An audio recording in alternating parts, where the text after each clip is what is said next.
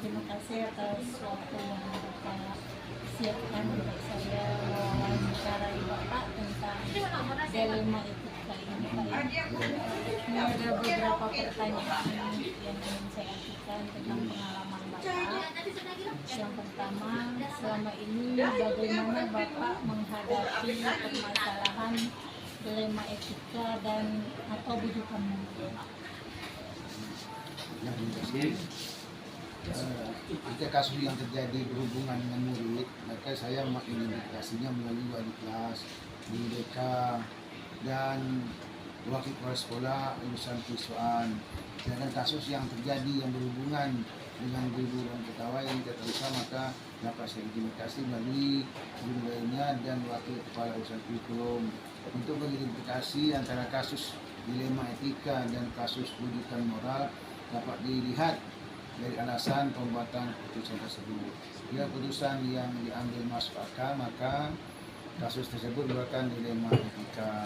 Sedangkan apabila keputusan yang diambil tidak masuk akal, maka kasus tersebut merupakan bujukan moral. Yang kedua Pak, bagaimana Bapak menjalankan pengambilan keputusan di sekolah jika kasus itu dilema etika atau sama-sama benar Pak? Bagaimana Bapak menyikapi kasus tersebut?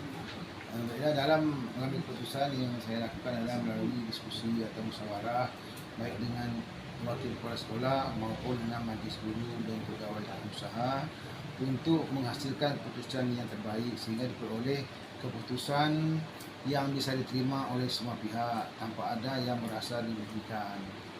Yang ketiga Pak, langkah-langkah atau prosedur apa yang biasa Bapak lakukan Pak?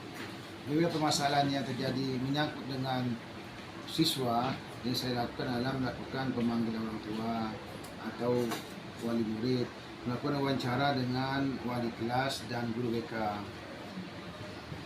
Yang selanjutnya, hal-hal apa saja yang selama ini Bapak anggap efektif dalam pengambilan keputusan pada kasus-kasus dilema etika?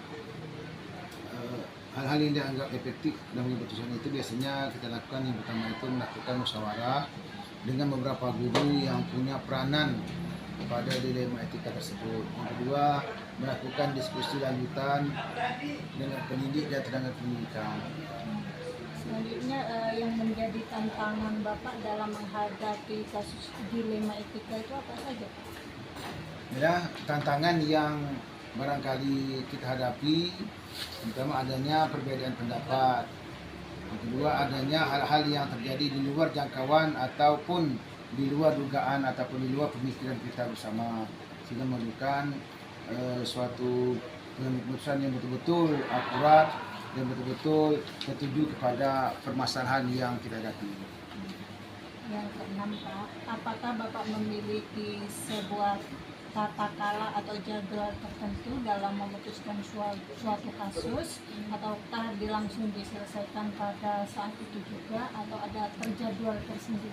Kalau kasus itu memerlukan penyelesaian segera, maka langsung melakukan penyelesaiannya.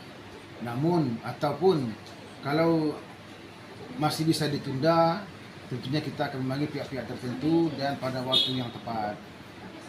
Yang ketujuh, adakah seseorang atau faktor-faktor lain yang mendukung Bapak dalam mengambil keputusan dalam kasus-kasus dilema etika? Ada ya, ada pun pihak yang membantu dan mempercayai itu seperti kepala urusan, wakil kepala urusan, wali kelas, guru BK dan juga guru-guru ataupun tenaga pendidik. Ini faktor yang mempermudah kita untuk memutuskan itu adalah selalu mengambil keputusan itu dengan musyawarah.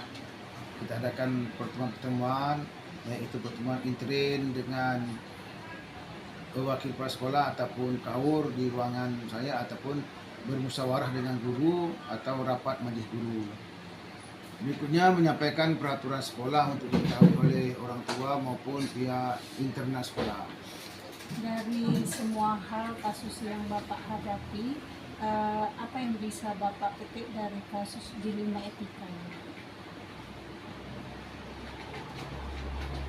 Pembelajaran yang dapat adalah misalnya mengikut sertakan semua rekan-rekan pendidik dan tenaga pendidikan dalam mengambil keputusan. Berikutnya selalu mengutamakan keputusan bersama dan tidak mengutamakan pendapat pribadi kita ataupun kita tidak mengutamakan keegoisan kita. Itu tadi 8 pertanyaan saya Pak. Alhamdulillah ini akan saya pelajaran Pak.